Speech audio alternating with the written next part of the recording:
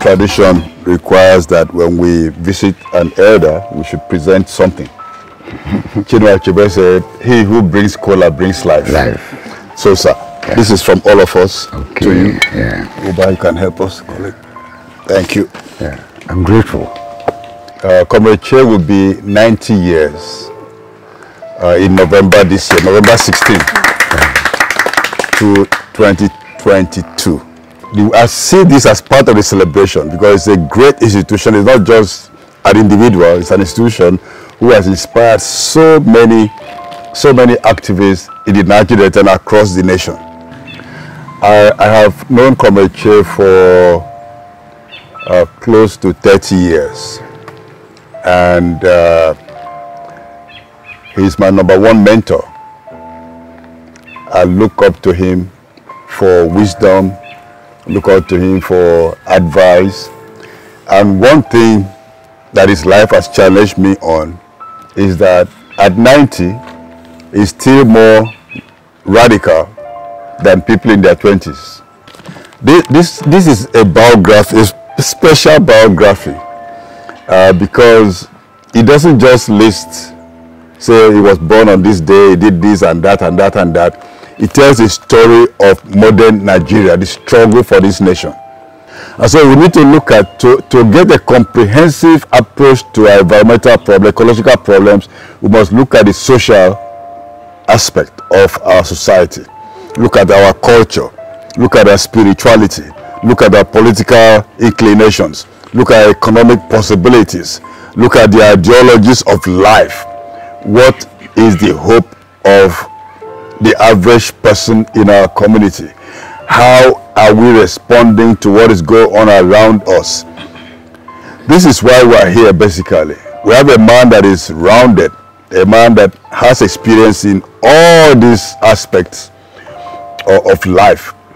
And very appropriate for us to begin this conversation in Apostolic Comrade Che's compound. I'd like to tell you one truth. I'm not an academic. That is one thing you ought to know. I've always been a field man.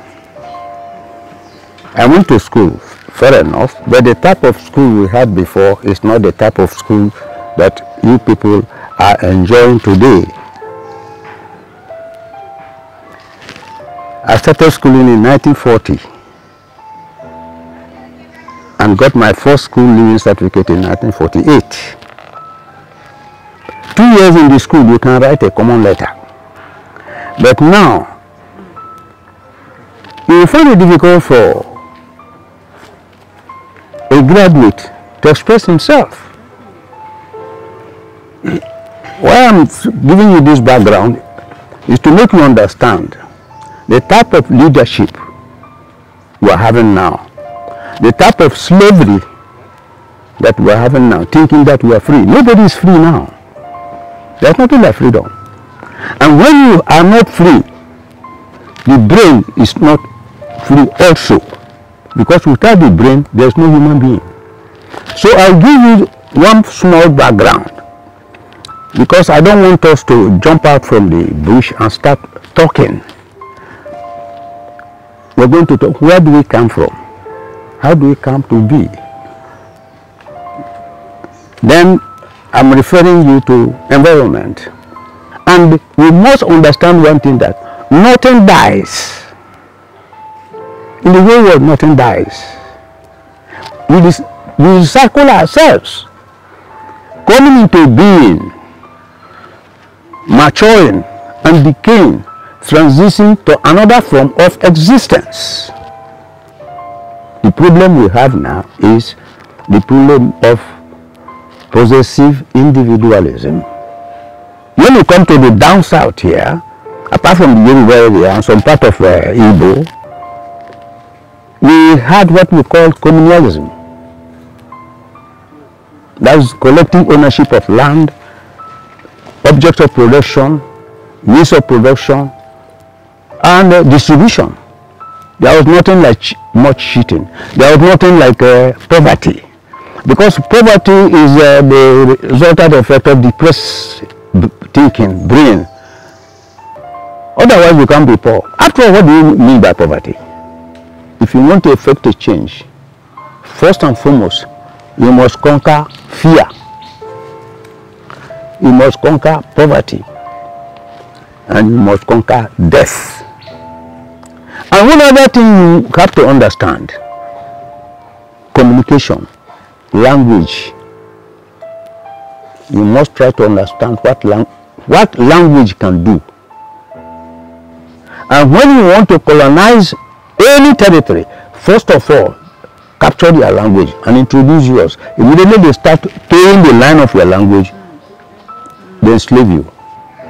And you know the source of wealth, the source of nearly every other thing on earth is the land. Now, when you talk of environment, the environment is our life, but because of exploiting natural resources, they start to stampede the earth. All life are interwoven. They have one common network. The whole universe, all organic matters are interwoven.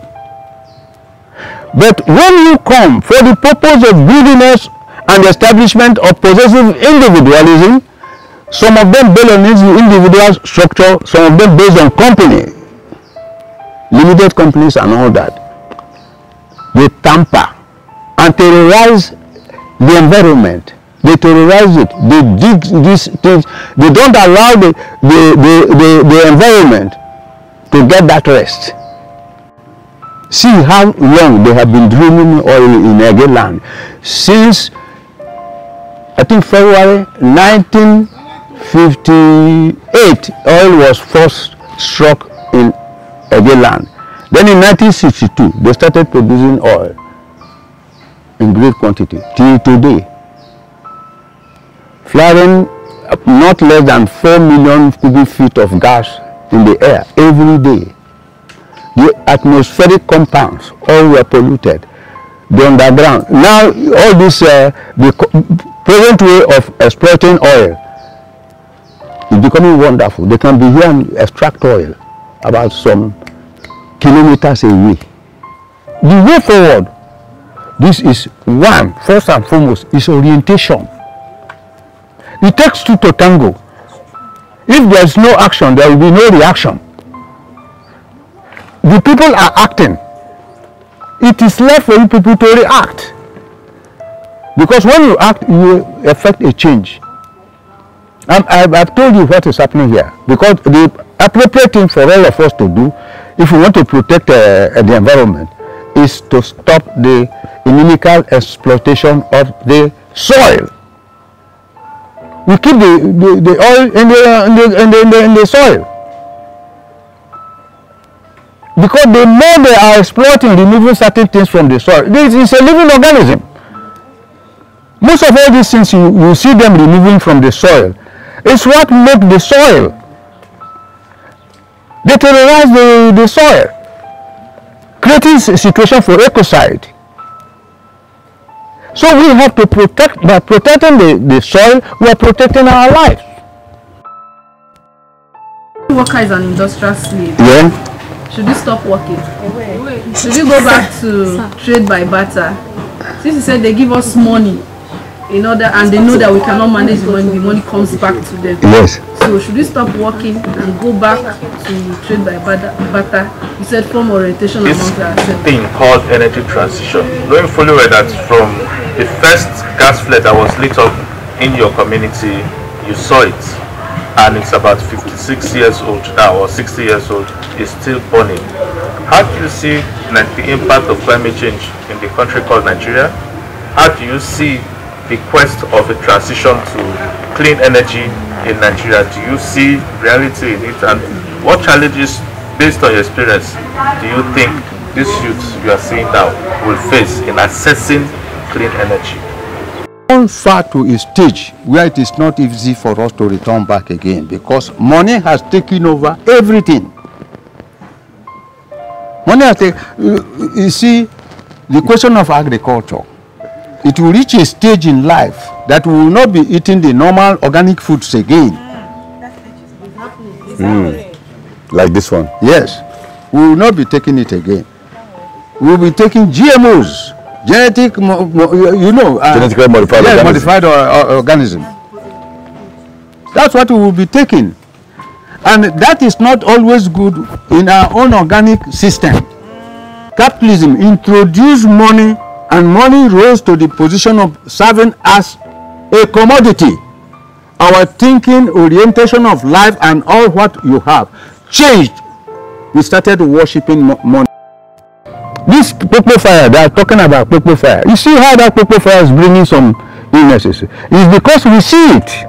You see the popo fire. They said it changes the color of the water and all that. There are some other invisible reactions we don't see that will affect us. But I have the belief that one day, whatever that has a beginning must have an end. I would like to go back to the grassroots because that's where most of the work is. Of course. When we talk about this pollution and all of this, when you go to the villages and you keep speaking this English, they'll just be staring at you because they really don't understand the concept you're talking about. They don't understand how to differentiate waste if you're talking about waste management. So it's a whole lot more to do at the grassroots level, and that's where I want to start from. I'm also committed to going back to history to acquire more knowledge. Like I'm very grateful for this opportunity to learn. Like there are so many things I did not really understand. There are so many things I did not really believe it's possible. But hearing Comrade talk about these things is a great challenge to me, and I want to go back and learn more because there might be some silent points that people have not raised. There might be some people that really want to be heard and you are not being heard. I think becoming or growing to be an activist or developing the act of activism, I think I've learned, or I would learn, to deal with fear, death and poverty. I think that's like the major thing, because when you deal with these three things, basically you can pass knowledge, you can assess people, you can do whatsoever thing you can do within your reach. I learned that I have to check my priorities, basically. So I'm committing now to being the change I want to see. So as a lawyer and also a human rights activist, I would speak up when I need to speak up and not keep quiet. I would act when I need to act and not sit down. So with everything I've learned, I will acquire knowledge, not just listen. I will acquire, apply, and get results.